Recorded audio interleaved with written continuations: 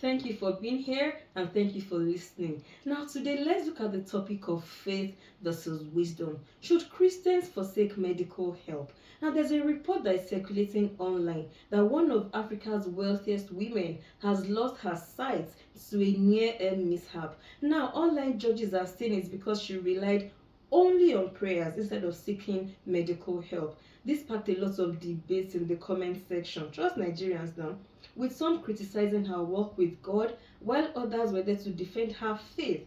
But now, as Christians, how do we balance trusting God with making use of medical advancements? And should we be quick to judge someone's suffering? We'll look at both angles today since we are not privy to the facts of this story. So I'll start with the criticism of her walk with God. I've seen a good number of instances where a Christian faces hardship and people just assume that they brought it upon themselves. Some people even go ahead to mock these believers, especially when they go through these challenges, if they see that they are outspoken about their faith. But should suffering automatically mean that someone made a mistake in their faith? I would say no, not necessarily. Is it surprising that people are mocking her? Nope, it is not. Let's look at Job in the Bible. Let's look at a biblical example. Job was a righteous man. Yes, he suffered greatly. Job lost everything: his wealth, his children, his health, and his friends that were supposed to be there to support him and comfort him through all this period. They accused him. Even his wife, the bone of his bone and flesh of his flesh, she mocked him, saying, "Guy, curse God and die." Now let's look at 2 Corinthians 12:7-9. Paul had a thorn in the flesh, and God chose not to remove it. So we must be very careful not to assume that we know why someone is going through a trial. Only God sees the full picture. Now let's look at the flip side of things, and that is the danger of neglecting healthcare. Some Christians reject medical care completely, believing that prayer is enough.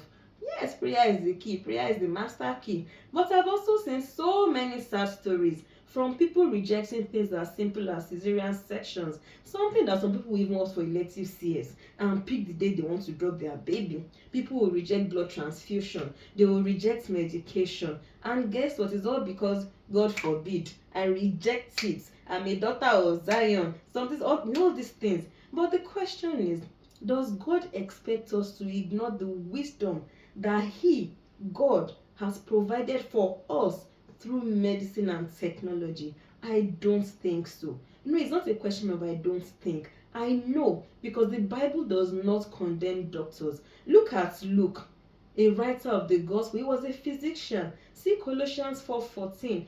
In 1 Timothy 5:23, Paul advised Timothy to take a little wine for his stomach and infirmities. Now, you people will now say Bible asks us to take wine. I did not say you should start taking alcohol. That one is a story for another day. But what I'm just trying to say is, these verses show that even the great apostles, they acknowledge medical remedies. Now, your pastor, your daddy Gio, your, what do they call them again? Your daddy seeks medical help when it is needed. Yes, and that's why I also think it is key for men of God to correct their members when they share this kind of testimonies.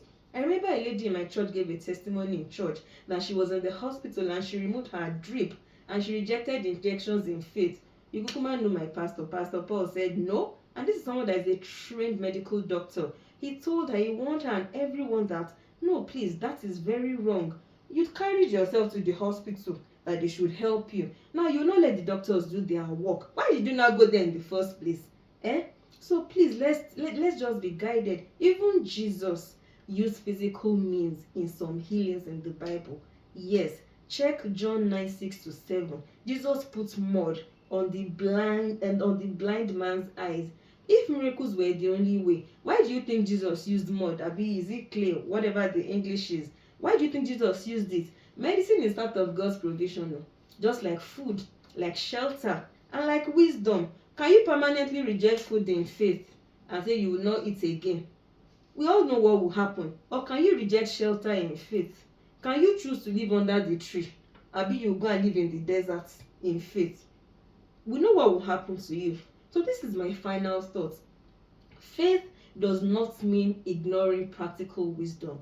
No. If God has made medical knowledge available, it means we should use it and then trust Him for ultimate healing. Yes, the doctors will care, God will do the healing, but that doesn't now say you should ignore or reject the care. At the same time, let's be careful not to mock people when they go through trials. We may not know their full story.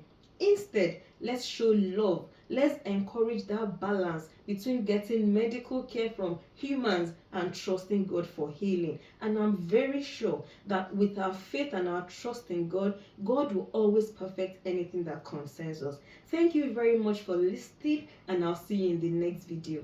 Bye.